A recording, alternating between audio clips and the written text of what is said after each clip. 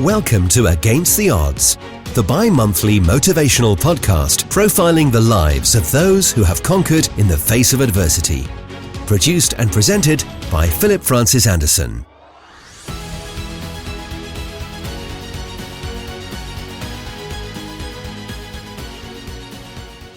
Hello, I'm Philip Anderson, broadcasting from the Against the Odds studios in Newcastle-under-Lyme. Against the Odds, celebrating those who have conquered in the face of adversity. When philosophers want to get at the truth of something, they often turn to Plato's theory of knowledge, and in particular its third aspect, propositional knowledge, as it's concerned with knowing that the assertion of truth is true, and that the individual who believes that proposition is justified, that it's based on sound reasoning, that it's warranted rather than just accepted, and fashioned on sound evidence. Today we're going to be using propositional knowledge to help us dispel some of the misconceptions of myalgic encephalomyelitis, better known as chronic fatigue syndrome, or ME for short.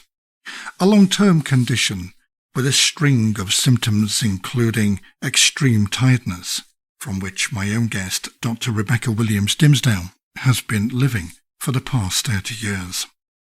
And whilst it can affect anyone, including children, it is common in women, tending to affect those women in their mid-20s and mid-40s, and is often linked to those who've contracted glandular fever, as in the case of my guest who contracted it when she was just 17 years old.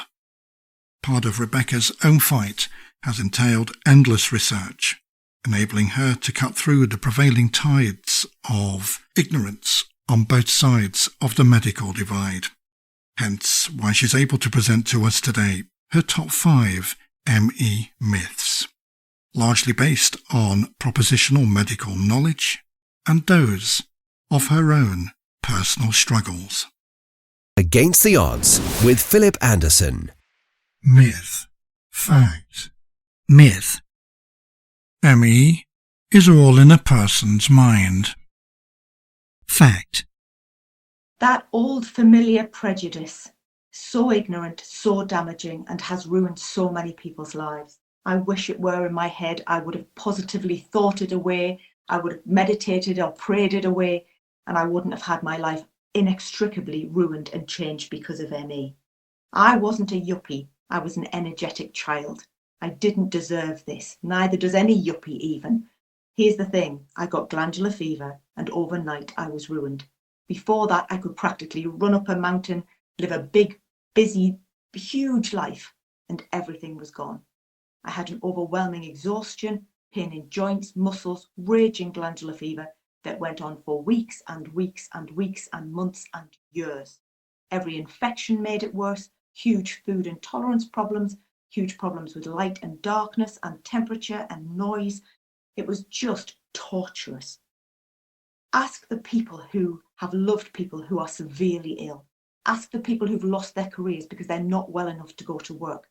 And ask the people who have loved people who have died. Read Emily Collingridge's book, A Guide to Severe ME. She didn't make 40. Ask the people who've been made worse by the wrong kinds of treatment. Ask the people with long COVID who started with COVID and have got all those symptoms and are tortured with illness. Once you know somebody with ME, your perception changes completely. And to say somebody is, oh, they're imagining it. Well, what's that doing? It's denigrating it and it's denying the case. And it's doing that based on illogical, prejudicial ignorance. As soon as you have some education and the science backs us up, as soon as you have some empathy and the humanity backs us up, and as soon as you have some personal education and your care and kindness is greater than your prejudice and your ignorance, you will understand that this is the last thing on earth you ever want or you want to know about. Myth. Fatigue is the only symptom of ME. Fact. If only it were that simple. Everybody gets tired, we understand that. This is like being drugged. You cannot get shifted. It's absolutely horrendous. And it's a depth of fatigue that people cannot understand unless they've had it. And it's often not put right with rest. It's not put right with sleep. And in many respects, you cannot function. Nobody ends up bedbound by choice. This is like an onslaught that you cannot imagine. Myth. Those with ME can sleep it off. Fact. We wish we could. Often sleep is very distorted and very dysregulated from people who were fit and well before they got a virus, and then suddenly all these systems are ruined. If you have distorted sleep, that's a very classic symptom of ME, but also your recovery is not improved by a good sleep. Everybody has newborn babies, everybody knows about night shifts, people understand what that means, but they can still function after a bad night's sleep. People with ME cannot function. This is like you've run a marathon, you're hungover, and you've got flu. It's very, very nasty. And it diminishes life to being very small because it's so difficult.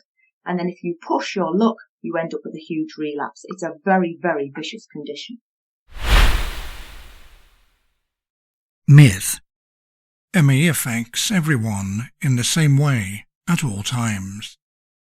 Fact. Everybody's different, and everybody, like we all have a unique face, but we often have common experiences. And within ME, there are a common set of symptoms that most people have, and other people have different symptoms, often problems with blood pressure, digestion, severe problems with infection, severe food tolerances. So there's a range of symptoms, but the overwhelming inability to improve and get well is very, very disabling, debilitating.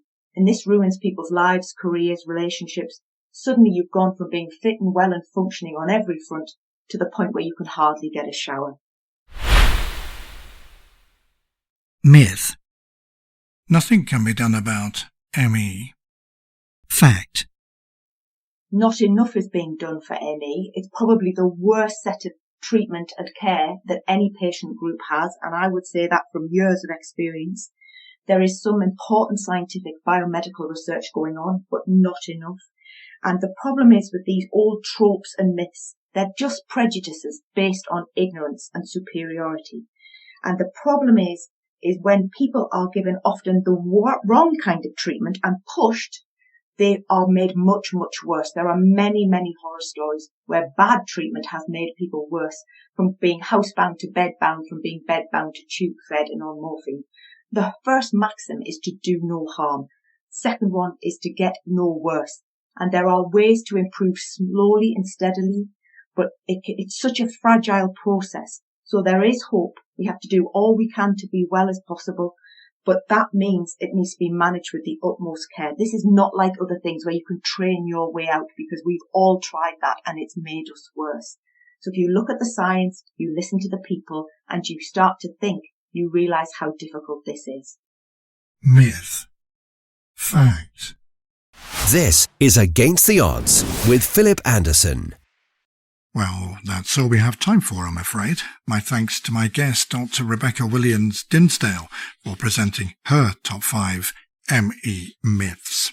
And you can find out more information about ME and the facts and associated myths on the ME website. Just Google ME Society. And if you would like to listen to this episode again and others in the series, you can go to againsttheoddspodcast.com or wherever it is you happen to obtain your media. Just search for Against the Odds Motivational Podcast. And don't forget, if you haven't subscribed already, can we encourage you to subscribe? It does help others to find us. Thank you.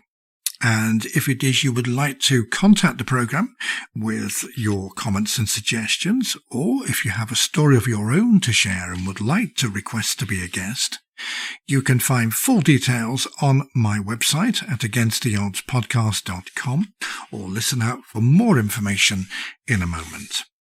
My thanks to all of you who have contacted the program. We do read all your texts and emails. And don't forget to visit our social media page on Facebook, which is fb.me/againsttheodds motivational podcast. Or you can join our Facebook group. That is facebook.com/. /groups/Against the Odds Motivational Podcast. I'm Philip Anderson, thanking you for listening to this special episode of Against the Odds, ME Myths, part of the season of podcasts Surviving ME. Whatever it is you're doing, do it safely. In the meantime, take care. Bye-bye. Thank you for listening to this edition of Against the Odds, the bi-monthly motivational podcast celebrating the lives of those who have conquered in the face of adversity, produced and presented by Philip Francis Anderson. Whether you have a story of your own to share or you would like to be involved with the podcast in some other way, email info@againsttheoddspodcast.com or visit www.againsttheoddspodcast.com for more information and to submit a guest request ticket. This podcast is the property of Philip Francis Anderson. All rights reserved. Any redistribution or reproduction of part or all of the contents in any form is prohibited other than the following. We welcome you to download and play the podcast and share with others for personal use. Please acknowledge Against the Odds Motivational Podcast as the source of the material. You may not, except with our expressed written permission, distribute or commercially exploit the content.